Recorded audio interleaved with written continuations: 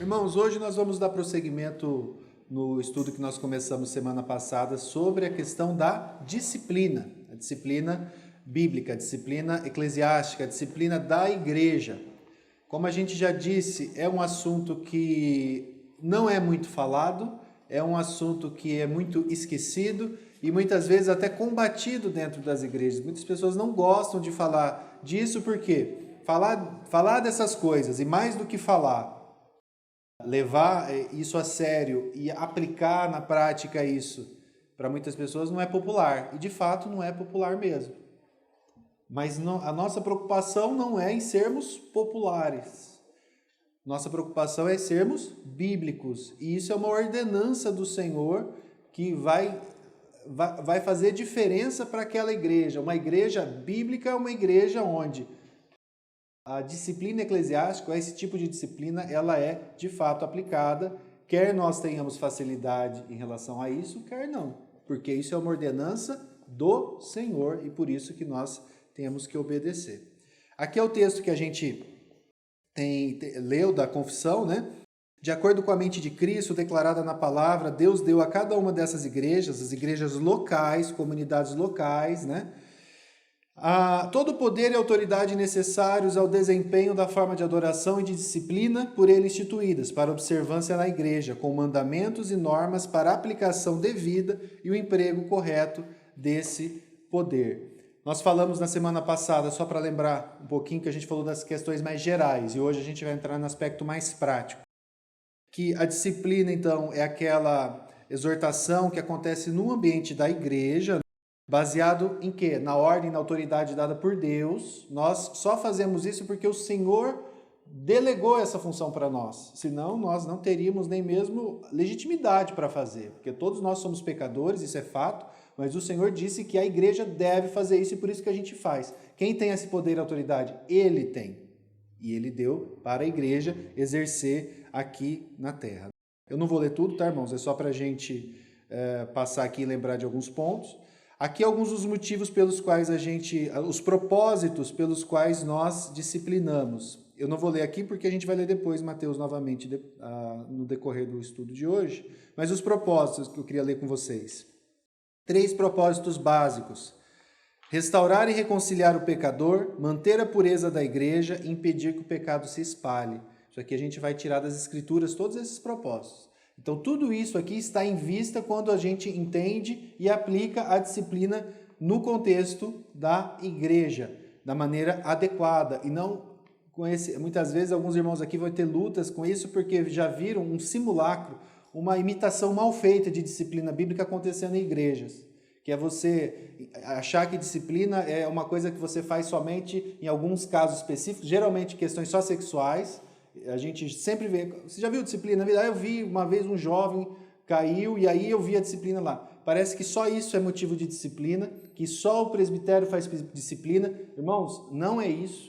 Isso é uma visão mal feita e antibíblica e que a gente tem muitas vezes. E aqui a intenção é, olhando para as escrituras, ver que o padrão existe, o padrão ele é claro, o padrão ele é objetivo, o padrão ele envolve toda a igreja e ele tem intrinsecamente, no âmago mesmo de toda a base, de tudo que a gente vai falar aqui, amor. Disciplina é amor. É você fazer algo que vai te tirar a tua paz momentânea, mas por amor ao irmão, para que ele seja ajudado a reconhecer o pecado dele, sair do caminho do engano, encontrar novamente o Senhor e andar em comunhão com ele, né? Então, isso que a gente quer que fique bem claro mesmo. Então, os propósitos, né, que a gente falou: manter a pureza, impedir que o pecado se espalhe, restaurar o caído. E aí a gente vai partir, de fato, para a lição de hoje, no caso aqui, que eu queria tratar com vocês. E antes de iniciar mesmo esse assunto da disciplina na prática, é importante falar desse tema aqui, que ele é muito sério e ele faz todo sentido, ele está intimamente ligado a isso. A disciplina é a membresia. Então, a gente hoje estava na reunião, a gente falou um pouco sobre essa questão da membresia. Os irmãos sabem, os que têm andado conosco há algum tempo, que a comunidade tem, na medida do possível, se organizado para que nós tenhamos uma visão bíblica do que é ser membro de uma igreja. Isso, irmãos, não é algo que está sendo inventado agora. Isso é algo que está sendo, isso sim, restaurado agora. A igreja se esqueceu disso por muito tempo. Uma visão mais, vamos fazer com base na experiência, vai dando certo, a gente vai... Não, não é isso. A gente tem que olhar para as Escrituras. E não tem como a gente falar de disciplina bíblica, disciplina eclesiástica feita nesse contexto, sem falar do contexto real, do conceito real de membresia. De você ter, dentro de uma igreja local, aquilo que a gente leu lá no texto da confissão, líderes instituídos e membros, claro. Eu tenho que saber quem são os membros dessa igreja. Vocês têm que saber quem são os presbíteros, os diáconos dessa igreja local. Isso é para a segurança de todas nós. O conceito de membresia, ele traz implícito a ele essa necessidade, essa questão que é um dever mesmo de auxílio mútuo entre os irmãos. Eu preciso saber quem são os membros da comunidade. Eu preciso saber quem são as pessoas que se colocaram diante dessa igreja e falaram: eu assumo todos esses direitos e deveres, vamos dizer, que está intrínseco à membresia. Eu estou aqui para servir os meus irmãos, para amar os meus irmãos, eu me coloco à disposição, eu entendo. Nunca vai haver perfeição, irmãos, em nada, enquanto a gente estiver aqui na terra, mas eu entendo o que isso significa e eu quero ser parte disso. Nós aqui na comunidade, a gente tem alguns critérios, até de tempo, para que os irmãos que estejam vindo aqui fiquem um tempo, né? A gente trabalha aí com um tempo mais ou menos de uns 6 meses, até que você participe, frequente, entenda, conheça a nossa visão, está tudo muito claro, a gente tem uma confissão de fé clara. É isso mesmo que você quer? Você quer fazer parte disso? Quero. Então você vai se tornar membro da comunidade. Você, talvez, alguns aqui que ainda não são membros, a gente tem falado sobre isso, no decorrer nas próximas semanas, a gente vai procurar os irmãos que já estão o tempo necessário conosco para conversar a respeito disso. Então talvez você vai ser contatado por um de nós, né? Isso aqui eu estou falando que foi uma conversa que a gente acabou de ter, mas isso já estava preparado aqui nesse contexto de disciplina, porque tem tudo a ver, irmãos. Vocês vão perceber isso. Não tem como você ter uma visão real de disciplina sem ter um contexto de membresia real mesmo, que faça a diferença, né? Então você tem que ter quem são os líderes da igreja, quem são os membros da igreja. Então ele depende dessa existência desse corpo claro, porque senão a gente fica muito em aberto. Quem são as pessoas da comunidade? Eu não sei, é quem vem aqui, tem um que vem, tem um que não vem, tem um que vem de vez em quando, vai embora. Você está sujeito às autoridades aqui? Às vezes sim, porque tem um dia que eu vou em uma, um dia eu vou na outra, um dia eu faço isso, um dia eu faço aquilo, eu gosto de um pouquinho de cada lugar. Eu achei muito interessante porque a gente tem falado muito sobre os desigrejados. E aí, lendo um pouco sobre isso, um irmão ele usou uma definição que essa eu não tinha ouvido ainda e que é muito própria da nossa época. São os poligrejados. São as pessoas que são membros não, né? Mas frequentam 12 igrejas e escutam 18 pastores diferentes. Aí pega um pouquinho de Ed René à noite, Augusto Nicodemos de manhã e o Edir Macedo à tarde. Que tipo de teologia vai estar nisso? Então, entenda, irmãos. Aqui eu não estou falando que você não possa ouvir os irmãos bíblicos, tá? Eu citei aqui só um que se salva dos que eu falei. Então, só os bíblicos, você escute. Mas assim, não é problema, não é isso. Não, vocês não podem ouvir gente falando, não é isso não. Mas você tem que entender que a sua responsabilidade local diante de pessoas que você vai ajudar quando estiver passando necessidade. Quando o filho estiver doente, você vai se oferecer lá para ir ajudar. Quando você saber que precisa de alguma coisa. São essas pessoas aqui.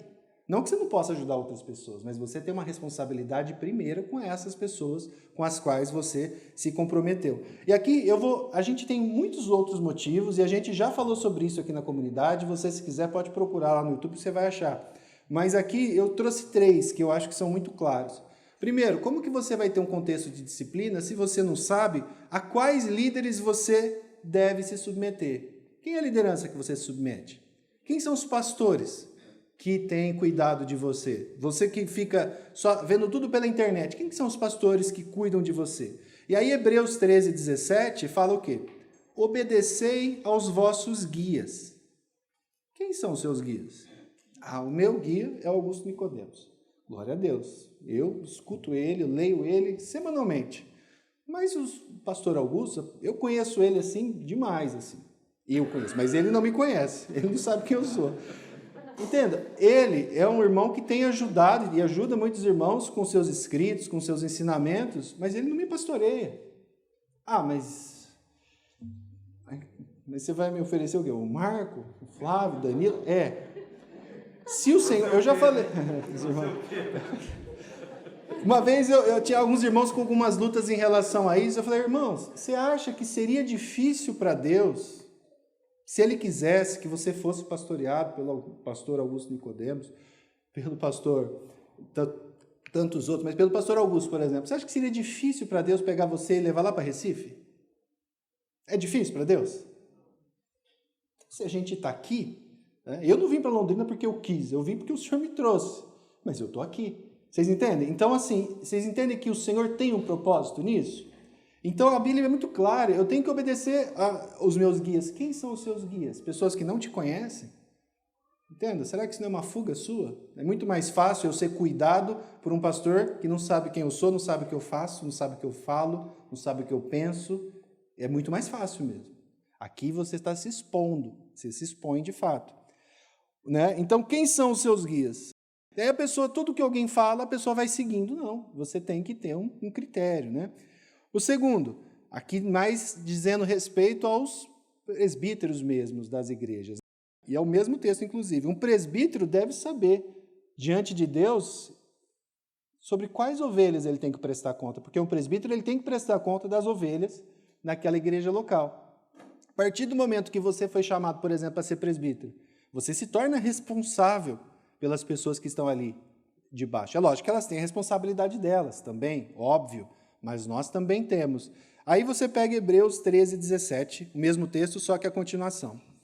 Obedecei aos vossos guias e sede submissos para com ele, pois velam por vossa alma, como quem deve prestar contas. Irmãos, se não existe um conceito de membresia bíblico, eu sou presbítero, sou presbítero de quem? Tipo assim, puxa, tem muitos irmãos andando no erro, lá em Santa Cruz do Monte Castelo. Eu sou responsável? Vocês entendem? Eu não tenho como ter acesso às pessoas. Então, assim, senão ninguém aceitaria, só um louco aceitaria essa função.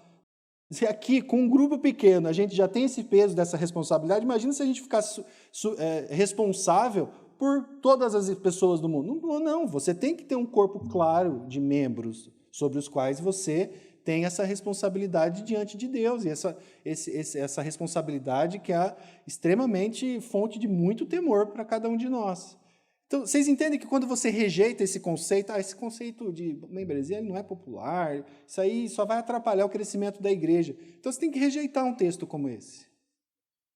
Entende? Se a gente for para o lado de popularidade, você tem que rejeitar disciplinas, tem que rejeitar Hebreus, tem que rejeitar Gálatas, Tito, você tem que rejeitar todos esses textos que a gente está lendo. Eles se tornam letra morta. E não são. Eles são palavra de Deus e têm que ser guiadas por nós. Então, essa questão também. E a questão da disciplina, até mais especificamente. 1 Coríntios 5, 12 e 13. Olha só. Pois com que direito haveria eu de julgar os de fora? Não julgai vós os de dentro? Os de fora, porém, Deus julgará. Expulsai depois dentre vós o malfeitor. Aqui no contexto desse que a gente está falando, a questão é bem simples. Peguei isso aqui do irmão Mark Dever. Expulsai os de fora. Para ter um de fora, tem que ter os de dentro, não tem? Quem são os de dentro?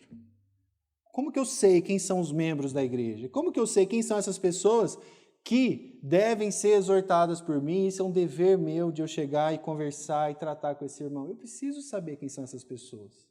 Vocês entendem? Então isso tem que ficar claro. Mesmo porque, irmãos, a gente vai ver isso, é uma responsabilidade de cada um de nós fazer isso.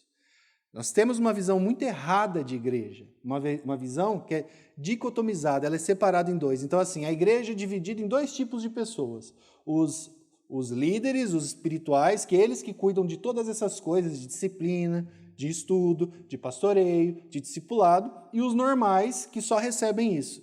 Isso é mentira. Mas essa é a visão mais comum de igreja. E a gente foi muito, vamos dizer assim, a gente foi muito influenciado por isso. Isso no catolicismo é muito comum, mas na maior parte das igrejas evangélicas também é. E a gente acha que não é responsabilidade dos irmãos discipular, pastorear, visitar, ajudar, falar do evangelho, disciplinar, como eu já falei, é responsabilidade de cada um de nós e a gente vai ver isso, tá bom? Então, sem ter um conceito claro de membresia, sem você ter uma igreja local com membros bem definidos, tudo isso que a gente está falando vai ficar muito difícil de ser aplicado na prática, né? Então, a gente tem que tomar esse cuidado. Aqui alguns princípios gerais sobre a aplicação prática da membresia. Isso aqui se aplica para toda e qualquer situação, tá, irmãos? Primeiro, a disciplina é de responsabilidade de cada um dos membros. Eu já falei isso e repito. Todos nós, e depois quando a gente for ver, estudar um pouquinho mais a fundo Mateus 18, vocês vão ver como isso é claro nas Escrituras. Tem em algum momento da disciplina, quando ela não está dando certo, quando a pessoa não se arrepende, sim, o presbitério vai ser chamado a tomar algumas atitudes, mas isso já está lá na etapa número 3. Demora até chegar lá. Antes disso, a responsabilidade é de cada um de nós e eu quero que isso fique bem claro. Algumas diretrizes aqui, eu tirei isso aqui de um livro do irmão Jonathan Leeman, ele escreve muito sobre essa questão da disciplina na igreja, muito interessante, assim, tem uns livros mais simples, outros que são um pouco mais complexos, mas assim, é bem interessante e graças a Deus o Senhor tem levantado homens para voltar a falar dessas coisas que eram tão claras para a igreja de antigamente e que hoje estão tão esquecidas. Isso aqui serve para qualquer tipo de disciplina. E a gente vai falar, seja eu chamando o meu irmão em casa para falar assim, irmão, aquele dia você me ofendeu, eu fiquei chateado, né? Então eu queria falar isso para você, seja a disciplina que vai acontecer no contexto público, num pecado gravíssimo que é de conhecimento geral. Em todos esses casos, vai se aplicar essas diretrizes aqui. Primeira, discrição. Seja discreto. O irmão Jonatas está ali, ó. O irmão Jonatas fez alguma coisa para mim que eu fiquei chateado. Aí eu vou tratar com ele, porque eu sou um cara bíblico, Mateus 18, eu vou aplicar, vou tratar com ele para ganhar o irmão. Aí antes de falar com ele, eu falo com metade da igreja. Isso é o contrário de discrição. Discrição é você ser discreto, por amor ao irmão. Mesmo porque se a gente seguir o preceito bíblico aqui de Mateus 18, você vai ver que uma das principais coisas que vai ter ali no início de todo o procedimento é esclarecer as coisas. Porque muitas vezes a convicção que eu tenho que o Felipe me pecou contra mim, quando eu vou conversar com ele, eu descubro que isso não aconteceu. Foi um mal entendido. Foi algo que eu entendi de maneira errada.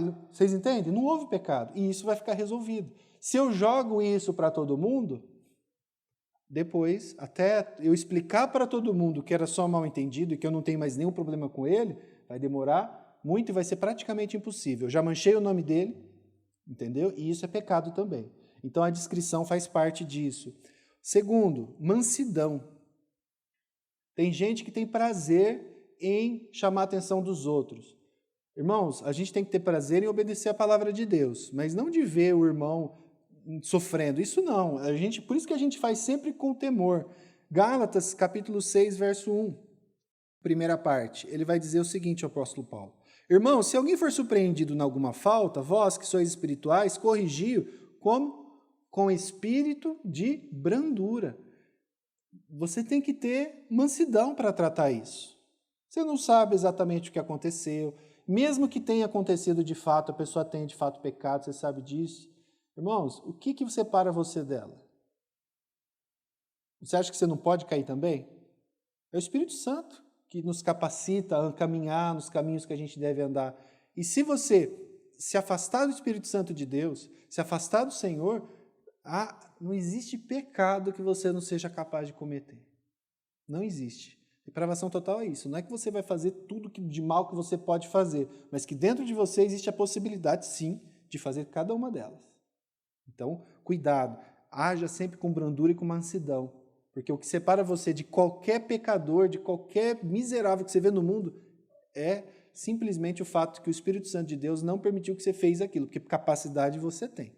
Não se ache superior a ninguém em relação a isso. O próximo é vigilância. Quando você vai tratar com alguém em termos de disciplina, a Bíblia nos ensina a ser manso, a sermos discretos e a ficarmos vigilantes. Porque, continuando Gálatas capítulo 6, ele fala para a gente ter brandura, e aqui é um dos motivos pelos quais a gente tem que ter essa brandura, essa mansidão. e guarda-te para que não sejas também tentado.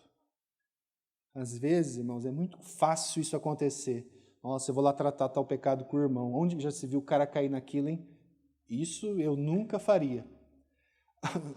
Paulo vai dizer assim, o presbítero que eu estou aqui discipulando, quando você for lá tratar com o irmão, trate ele, você tem que tratar, com brandura e guarda para você não ser tentado. É Paulo que está falando, é o Espírito Santo que está falando. Você sabe que toda vez que você for tratar com o irmão em pecado, você tem que se lembrar disso.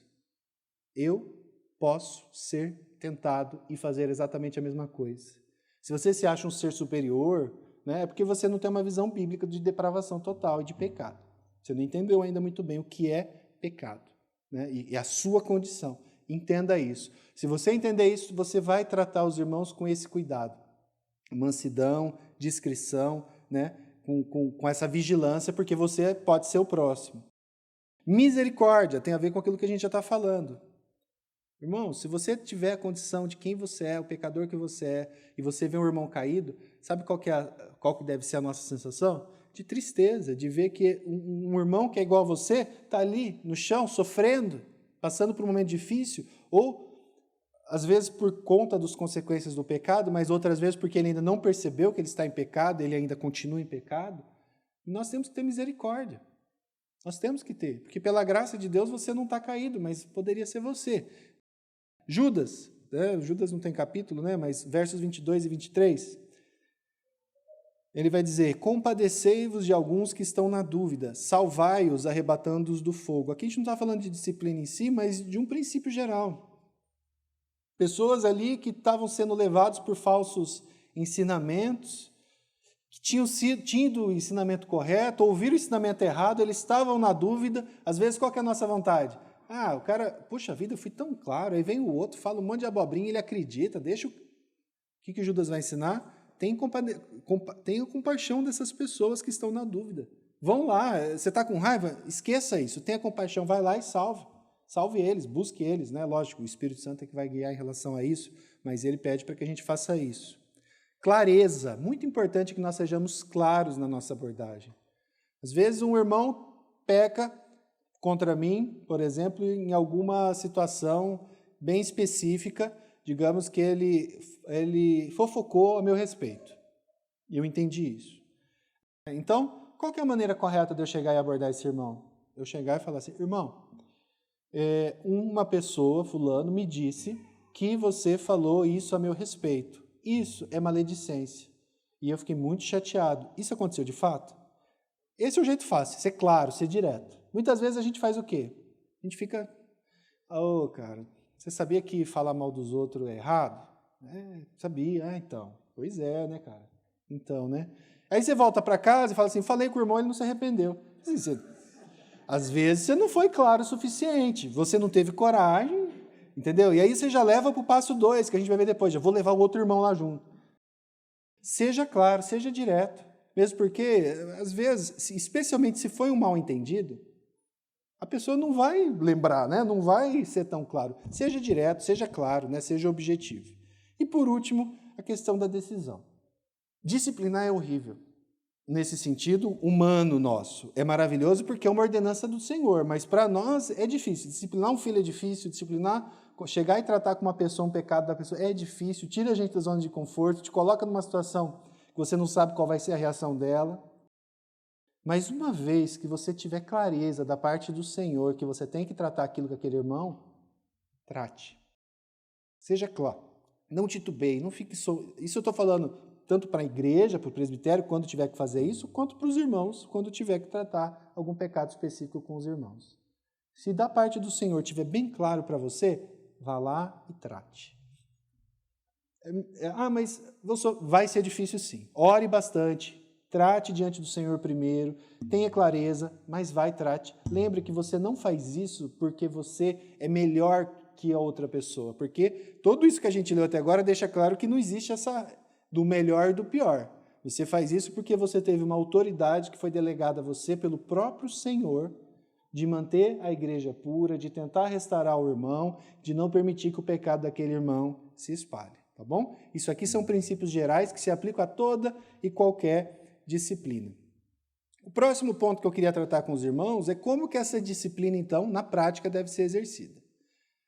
Antes, eu até fiz aqui, acho que eu fiz na ordem que seria melhor ao contrário, mas eu vou fazer aqui na ordem que eu fiz para não me perder. A gente vai falar de pecados públicos e de pecados privados.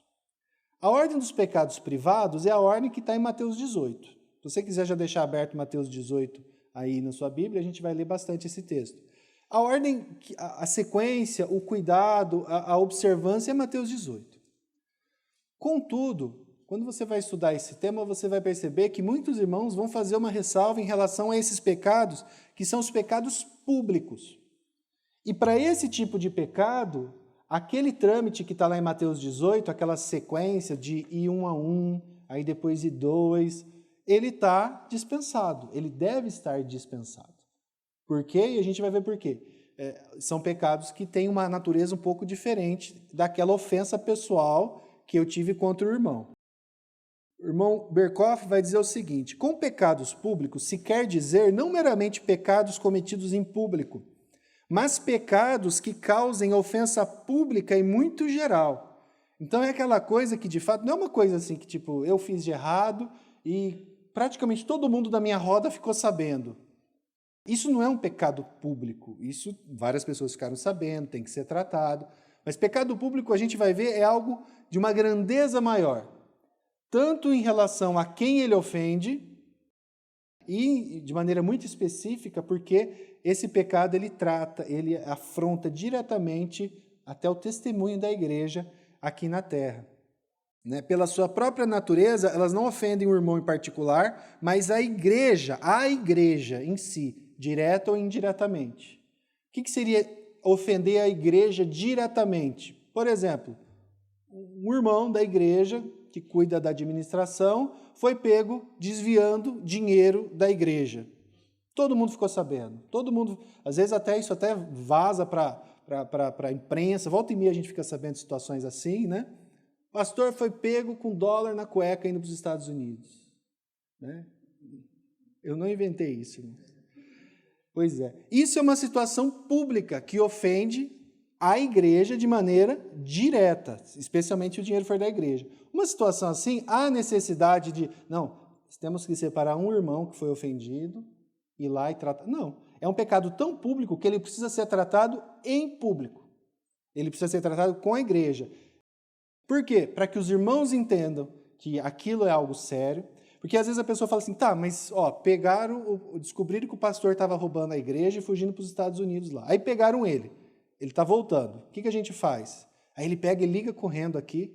Diz, irmãos, só para avisar, eu tô arrependido, tá? Não quero que divulgue para ninguém. Não. Nesse caso, a igreja precisa se posicionar e publicamente, ele pode até ter se arrependido. Isso pode ser falado. A igreja vai se posicionar e falar assim, o irmão fez isso, ele roubou, né? Ele foi encontrado, vocês vão ver, está passando no jornal, mas ele se arrependeu e agora ele vai ser acompanhado e pastoreado aqui pela igreja até que isso se resolva. Então, isso é uma situação. Aqui eu estou falando de uma situação em que a igreja foi, vamos dizer assim, sofreu diretamente as consequências. Ela foi roubada, por exemplo. Mas uma situação, por exemplo, que indireta pode acontecer. Um irmão aqui da igreja é vereador aqui em Londrina, né? Ele não está trabalhando para a igreja, ele está trabalhando lá. Mas ele se identifica como um cristão, membro da comunidade cristã de Londrina, e tal. E aí ele é pego num escândalo de corrupção, por exemplo. Isso ofende a igreja? Ofende. Publicamente ofende a igreja porque pega o nome da igreja e joga lá embaixo, joga na lama. A gente tem visto isso muito, infelizmente, ao longo do tempo. Então, o que a igreja... A igreja tem controle sobre todas as coisas? Não, não tem. Sobre a vida das pessoas? Não tem. Mas o que a igreja pode fazer? Isso é um pecado público que ofende a igreja, que ofende o nome da igreja, o nome do Senhor aqui na terra. A igreja vai fazer o quê? Irmãos, aconteceu isso. Esse irmão está em disciplina, ele está sendo acompanhado, ele já se arrependeu ou ele não se arrependeu, mas a igreja não concorda com isso. A igreja tem que se posicionar. Tem que ficar muito claro. Até para que os irmãos da igreja vejam isso. Porque pense nessa situação. Aí o cidadão liga e falou, irmãos, avisa todo mundo aí que eu já estou... Não avisa ninguém, né? Melhor. Não fala para ninguém não, porque eu já me arrependi. Qual que vai ser a situação dos irmãos? Poxa, o cara rouba, é investigado, ninguém fala nada, ninguém sabe de nada. Vocês entendem? Lembra quando a gente falou de manter a pureza da igreja? Tem a ver com isso, tá, irmãos? Alguns exemplos bíblicos aqui de pessoas que foram imediatamente ou rapidamente punidas sem que passasse por aquele trâmite de Mateus 18. Ananias e Safira. Eles mentiram para o Espírito Santo, mas diante de toda a igreja, publicamente, eles fizeram uma mentira pública para a igreja inteira. Certo? O que aconteceu? Eles passaram por todo um processo legal? Não. Imediatamente eles foram disciplinados pelo Senhor. E aqui a gente está falando, eu não estou falando nada do Velho Testamento. Estou falando de coisas que aconteceram depois do Senhor ter instituído aquele padrão de Mateus 18. O próprio apóstolo Pedro, quando ele foi repreensível, quando ele fez algo que era digno de repreensão, e ele o fez diante de toda a igreja, para todo mundo, na frente de todo mundo, o apóstolo Paulo, o que ele fez? Repreendeu ele face a face, na frente de toda a igreja, para que ele, de fato, se retratasse ali, né? Gálatas 2:14.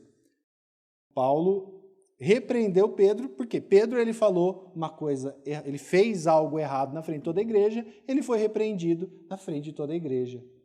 E geralmente pecados cometidos por presbíteros, por líderes da igreja, esse é o padrão de tratamento em muitas das vezes. Não quer dizer que a pessoa não vá ser chamada em particular, não vai poder se explicar, não é isso. Isso vai acontecer, isso vai ter a sua posição, mas se de fato ficar constatado que aconteceu algo de errado, isso tem que ser tratado em público. Por quê? Porque ofende a pureza da igreja. Então é algo muito, muito sério. Então aqui o texto que a gente vê. E aqui João Calvino, é muito interessante a forma como ele coloca, e bem prática. Certamente seria absurdo que aquele que cometeu uma ofensa pública, de modo que a desgraça dela fosse amplamente conhecida, fosse advertido por indivíduos. Pois se 1000 pessoas estão cientes disso, ela deve receber 1000 admoestações. Então pensa, então todo mundo vai ter que vir falar comigo se eu ofendi todo mundo? Não é assim. Mas isso são situações muito específicas, irmãos. Pela graça de Deus, eu não me lembro aqui na comunidade, desde quando eu estou aqui, de nenhuma situação assim aqui.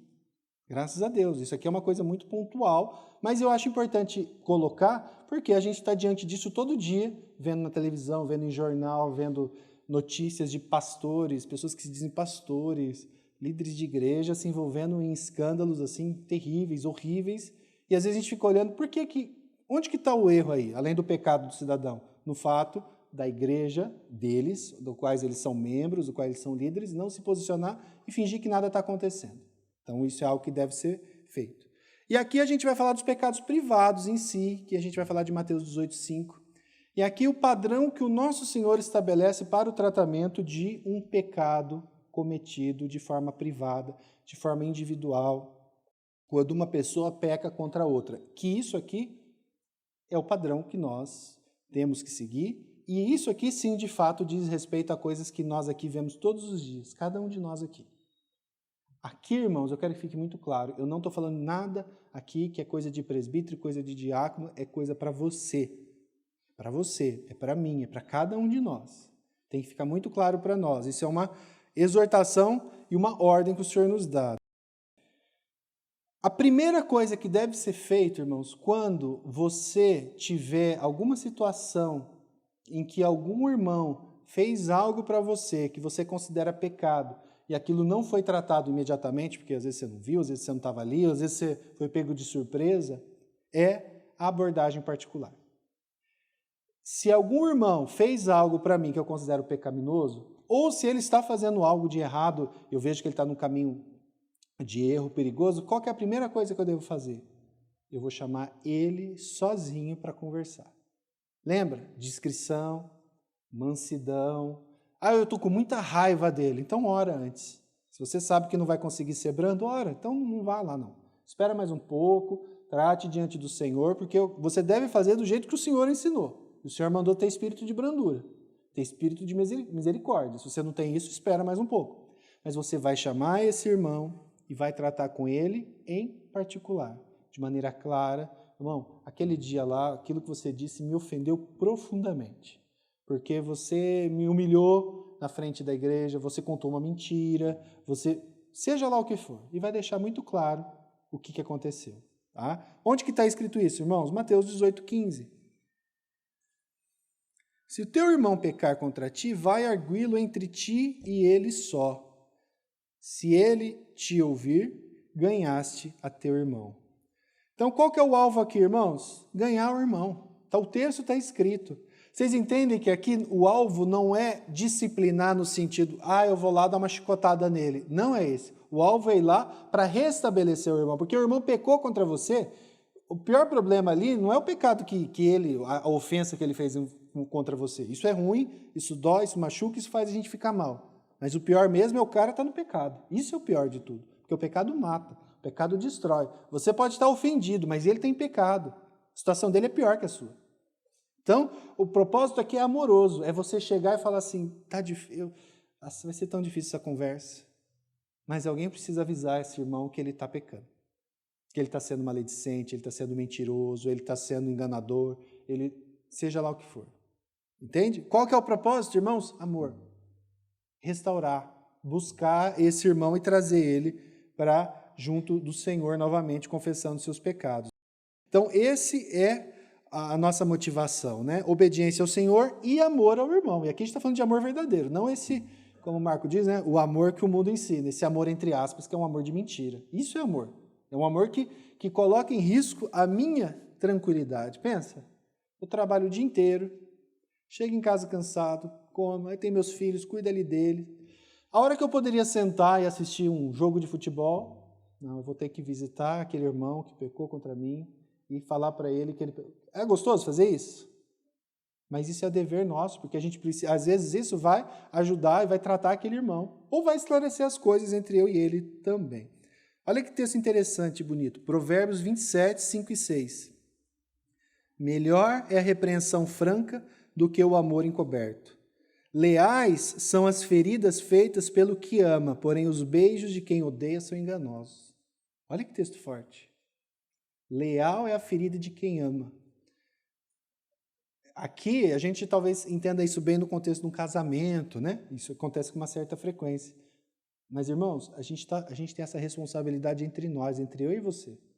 Às vezes a gente vai ferir alguém nesse processo por errar, e às vezes a gente vai ferir esse processo porque a pessoa não queria ser tratada naquilo.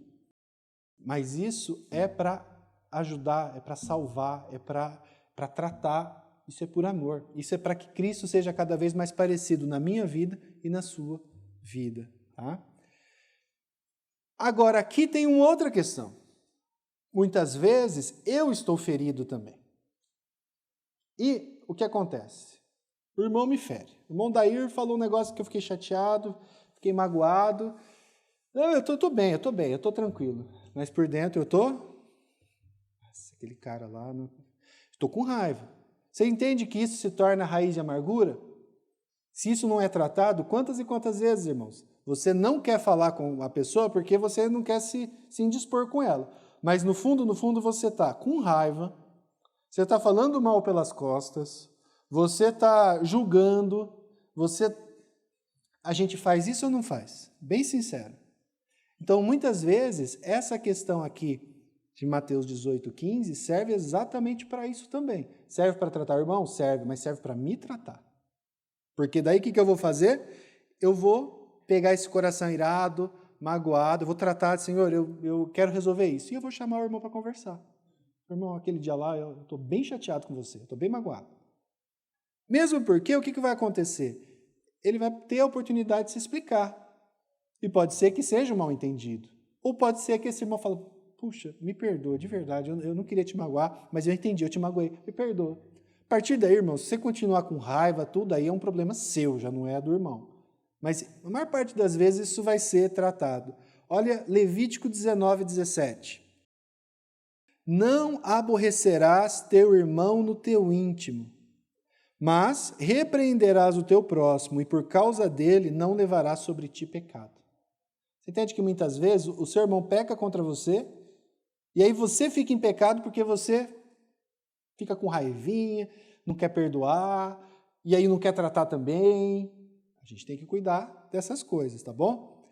O próximo passo, irmãos, e eu garanto para vocês, porque isso aqui é um preceito bíblico, o Senhor ele nos ensina, isso aqui foi Ele que criou, não fui eu. A maior parte dos problemas que nós temos dentro de igrejas seriam absolutamente resolvidos na raiz se as pessoas tivessem o amor e a coragem necessárias para obedecer o nosso Senhor nesse ponto e aplicar isso aqui no nosso dia a dia. Maledicência, briga, fofoca, facção, divisão. Irmãos, se isso aqui fosse levado a sério, se as pessoas fizessem isso, o quanto que famílias estariam mais unidas, mais próximas, o quanto que a igreja seria mais forte e mais unida. Irmãos, a gente pode começar a fazer isso.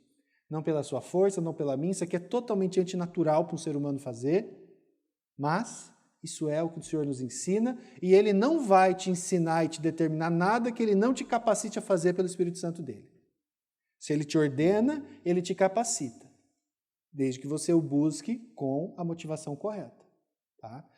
Mas digamos, isso pode vir a acontecer, que você vai tratar com o irmão e não foi um mal-entendido, aconteceu mesmo, mas ele não se arrepende.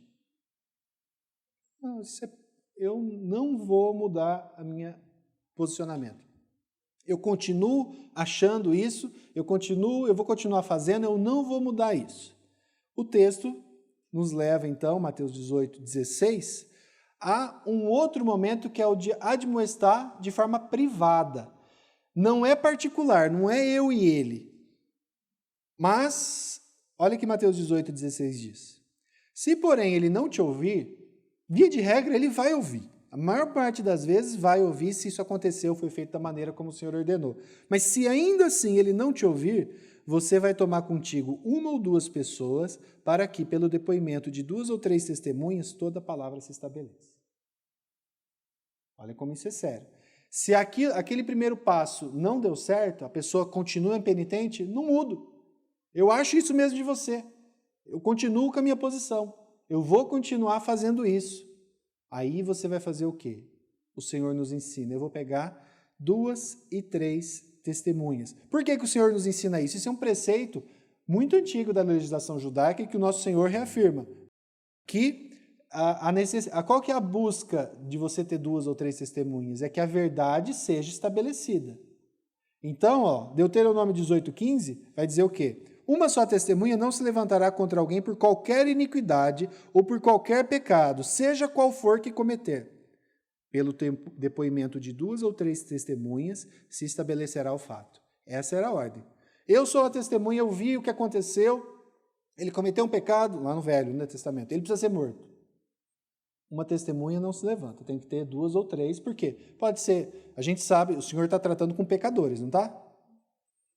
Inveja, mentira, maledicência, às vezes eu quero de fato ver, eu conto uma mentira. O nosso Senhor Jesus Cristo, ele não foi condenado por um tribunal cheio de testemunhas mentirosas? Então, isso pode acontecer? Pode. Mas esse é o princípio que o Senhor usa via de regra, 2 ou 3 testemunhas. Aqui mais um detalhe, irmãos. Muita gente acha, quando lê esse texto de Mateus 18, 16, que a testemunha aqui é simplesmente uma testemunha de que a pessoa não quer se arrepender.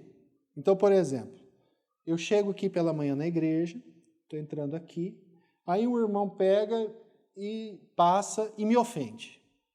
Danilo, você é gordo e careca. Ofensa terrível. Absurdo. Aí, por exemplo, nesse momento eu estou aqui, o irmão Gabriel, ele está aqui e viu tudo isso acontecendo. Ele é uma testemunha disso. Mas eu não sou muito amigo do Gabriel. Eu não conheço muito ele, eu tenho dificuldade de lidar com ele muitas vezes, mas ele viu o que aconteceu. Aí, aquela pessoa me ofendeu e eu quero tratar isso com ela, certo? Eu vou e trato. Ela não, eu mantenho a minha palavra. Você é isso aí e eu não vou me arrepender da ofensa. O que seria o correto nesse caso, irmãos? A testemunha que eu devo levar, ela vai ser testemunha, eventualmente, se a pessoa não concordar com a exortação? Sim, vai. Mas o ideal é que ela seja uma testemunha do fato. Qual que seria a pessoa certa para eu levar? O irmão Gabriel, porque ele viu o que aconteceu. Ah, mas eu não sou muito amigo dele, já sei, eu vou levar outra pessoa. Eu vou levar o Felipe. Felipe é meu amigão. Felipe, vai lá, você vai ver só como que ele não vai obedecer, como ele é intransigente. O Felipe não sabe da situação. Irmão, só para vocês terem uma noção, isso, juridicamente, lá no fórum eu trabalho, já participei de muitas audiências, e lá no fórum isso acontece com muita frequência. Então, o cidadão ele chega lá na justiça e ele fala assim, eu tinha que assinar meu ponto 8 horas da manhã, mas na realidade eu chegava às 6 da manhã, e eu não recebia por essas 2 horas. Como que você vai provar isso? Eu tenho uma testemunha aqui. Quem é? Está aqui o fulano. Aí o fulano entra. Que hora que o seu amigo chegava no trabalho? Ele chegava às 6 da manhã todos os dias e não anotava o ponto e ele não recebia essas 2 horas a mais. Ah, tá. E você? Que hora que você chegava no serviço? Eu chegava meio-dia. Como? Irmãos, isso aqui acontece quase todo dia. Mas como que você sabe que ele chega às 6? Ah, ele me falou. Se ele te falou, isso não é testemunho, entendeu? Eu chamar todos os meus amigos para confirmar algo que só eu sei, isso não é testemunho. O testemunho é alguém que tenha consciência do fato. Aqui eu estou falando para um padrão.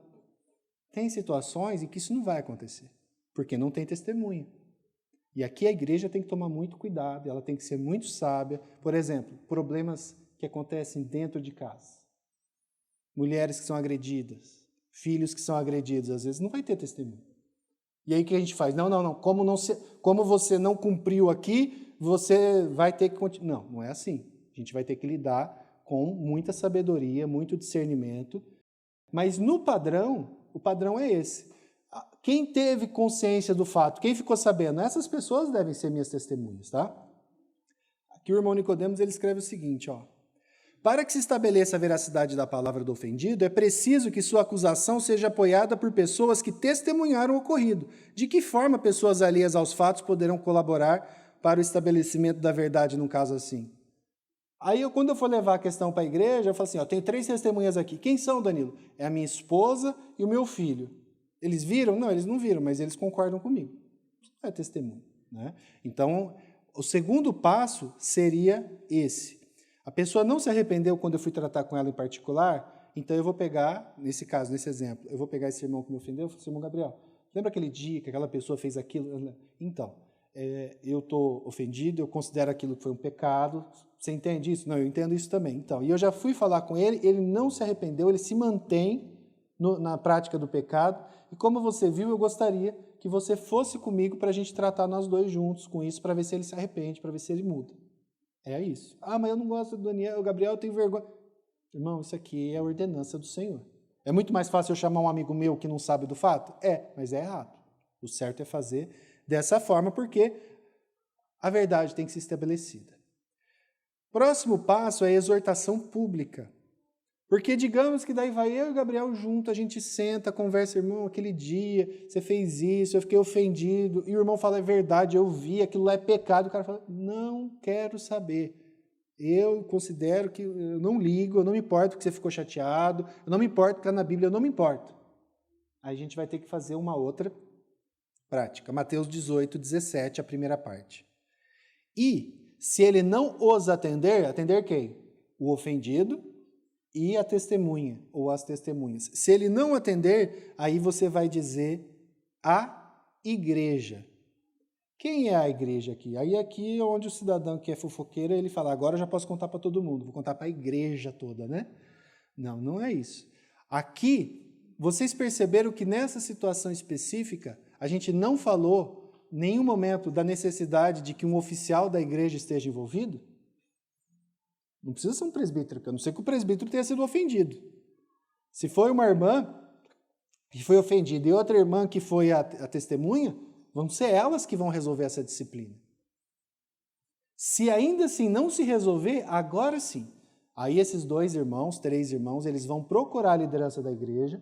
Aqui a igreja vai ter várias interpretações, dependendo do tipo de igreja, do governo da igreja, mas dentro do contexto que nós compreendemos do governo plural por presbíteros, né, seria o conselho da igreja, o presbitério da igreja, onde você iria levar isso, porque eles representam a igreja como um todo. E você então vai levar esses 2 irmãos e falar assim, irmãos, olha, aconteceu isso, eu fui, tratei, ele não falou, ele não se arrependeu. Fomos nós 2, conversamos, exortamos, oramos, não se arrependeu ainda. Então a gente não sabe mais o que fazer. Só agora, irmãos, que a igreja institucional, a igreja local vai tomar consciência do fato e vai ter que fazer alguma coisa. Entendeu? Então, dize a igreja tem a ver com isso. Nesse caso, então, o irmão faltoso vai ser chamado à presença, então, no nosso caso aqui do presbitério, que vai ouvir. Lembra que não é um pecado público, aqui é o pecado, a gente vai ouvir, vai tentar entender o que aconteceu, vai conversar, vai orar, vai acompanhar por um tempo, né? E se for o caso, e espera-se que aconteça isso, às vezes, diante então do presbitério, ele se arrependa. Se esse irmão se arrepende do caso, se arrepende daquilo, ele já passou por 2 etapas, ele não se arrependeu, mas agora ele se arrependeu, é óbvio que isso vai passar por um acompanhamento, mas se isso se arrependeu e resolveu ali, acabou, morreu o problema. Mas digamos que ele não se arrependa ainda. Ele é exortado, ele é chamado, ele se mantém penitente, eu continuo achando que eu estou certo. O presbitério ele vai acompanhar esse irmão por um tempo. Ele vai dar oportunidade para ele repensar. Eles vão orar a respeito disso, eles vão acompanhar isso. Mas se ainda assim esse irmão não se arrepende, a critério então do presbitério, uma das etapas que pode ser tomadas, e aqui, irmãos, não é punição. Aqui é preservação do irmão. É afastar ele da ceia do Senhor. Às vezes a gente não entende, porque Jesus não falou disso. Mas, irmãos, isso é uma interpretação lógica de 1 Coríntios 11, 27. Por isso, aquele que comer ou beber o pão, o cálice do Senhor, indignamente, será réu do corpo e do sangue do Senhor. Você tem a igreja representada pelo seu presbitério, chamando o cidadão, falando assim, você está em pecado, você não se arrepende do seu pecado. Então, para até te preservar de se tornar réu do cálice e do pão do Senhor, a gente não vai permitir que você faça isso, porque isso é loucura. Entenda? Aqui não é uma questão de uma pessoa que está em dúvida se tem ou não tem. É uma pessoa que está sendo tratada de um pecado há meses, muitas vezes, confrontada, exortada, pastoreada, e ela não continua em pecado. Então, por amor a essa pessoa, não vai ser permitido a ela tomar a ceia do Senhor, para que ela não se torne réu do corpo e do sangue do Senhor, porque isso é loucura. Isso é coisa grave, isso é terrível. E a igreja inteira sabe disso, então isso é algo que tem que ser tratado. E aí, se ainda não houver o arrependimento, o perdão, em qualquer momento, irmãos, ele deve existir. Qualquer momento, em qualquer das etapas, se a pessoa se arrependeu, né, e mostrar frutos dignos de arrependimento, ela deve ser perdoada. Vai ter uma situação em que isso pode ser, então, levado à igreja como membresia. Alguns irmãos que escrevem a esse respeito, eles vão colocar alguns critérios, tipo assim, primeiro, orar, pedir para que a igreja toda esteja orando, porque no nosso meio existe um irmão ou uma irmã que cometeu o pecado X, não se arrependeu, e então vamos orar por essa pessoa. Até então você nem fala o nome da pessoa, você só fala do pecado, para que a igreja toda ore em favor disso. E depois, se ainda assim a pessoa não se arrepende, acompanhada, ela se mantém, aí expor de fato o pecado para a igreja. Então, isso é uma situação que não está no texto, mas isso é uma prática que muitas igrejas atuam, fazem dessa forma, né? Graças a Deus, eu acho que eu pelo menos nunca vi isso acontecer aqui, de ter uma situação de ter exposta publicamente, não quando eu estava aqui, por exemplo, mas já vi em outros lugares, infelizmente, de pessoas que se mantiveram penitentes, né? Mas isso é muita maldade com o coitadinho. Irmãos, isso aqui é tratamento. Entenda? Está sendo dado todas as oportunidades para que a pessoa se arrepende, para que a pessoa mude, para que a pessoa saia e abandone o pecado dela. É testemunho de um irmão, de 2 irmãos, de toda a igreja, a pessoa não muda. Pecado leva aonde? Para onde, irmãos? Morte. Morte espiritual, certo, ok? Mas na vida, destruição também.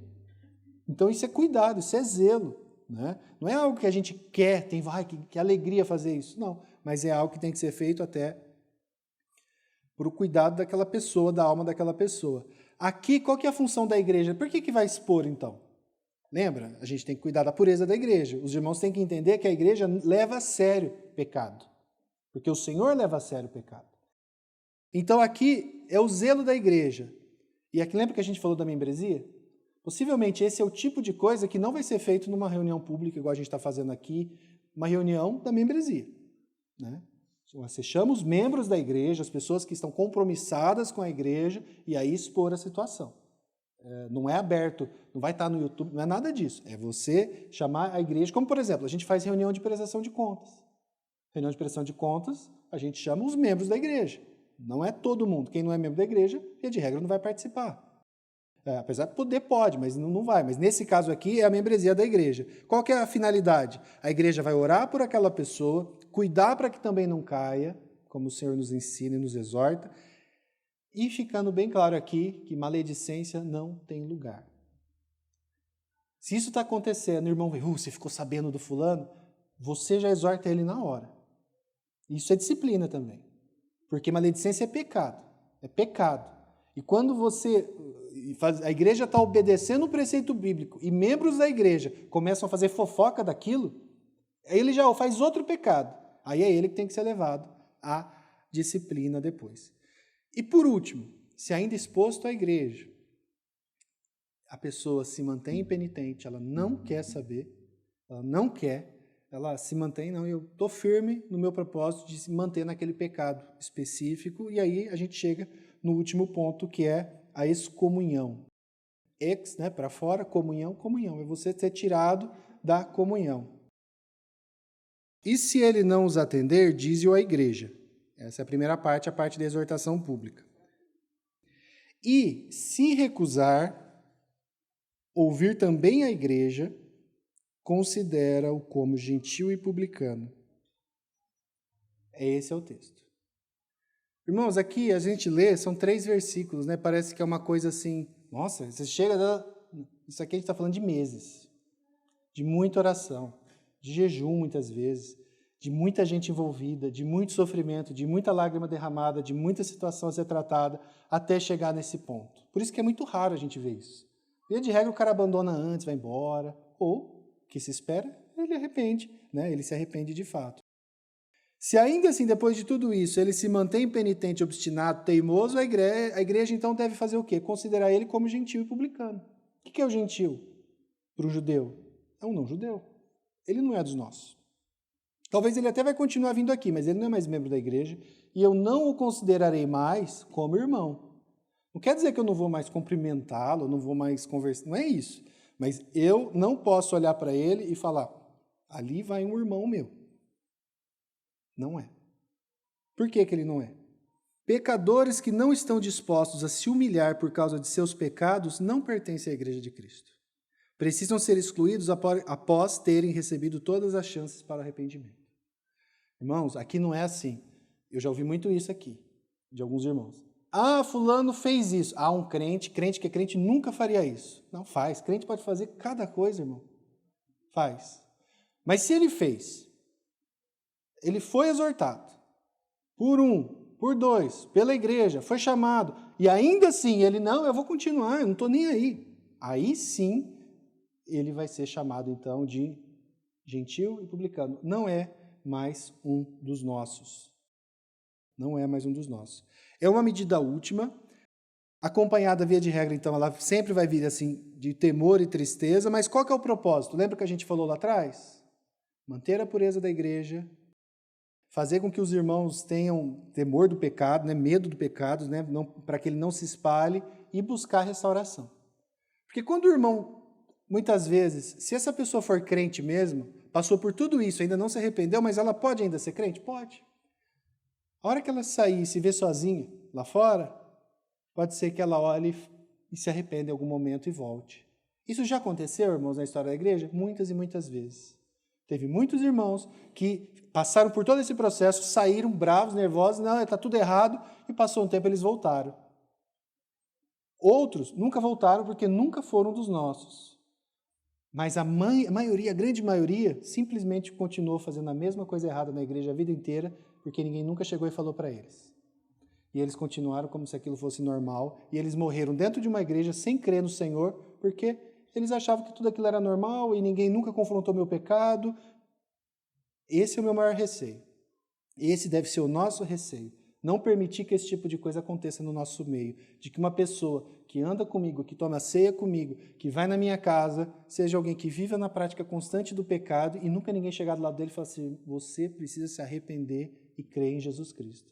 Só porque ele tem uma carteirinha escrito membro da igreja tal. Vocês entendem? Isso é vida real, Irmãos, dá medo fazer isso? Dá temor? eu já passei algumas situações assim, irmãos, é muito complicado, é coisa para fazer você ficar sem dormir, é coisa para fazer você sofrer, não só quanto presbitério, mas enquanto tratar do irmão em particular. É muito difícil. Mas o que nos sustenta? O que de fato dá tranquilidade para mim? Primeiro, eu estou obedecendo ao Senhor. Segundo, eu vou fazer isso, na medida do possível, do jeito que Ele ordena. E a terceira é a continuação de Mateus 18, que é 18 e 20, que é usado fora de contexto o tempo todo. Em verdade vos digo que tudo que ligardes na terra terá sido ligado nos céus.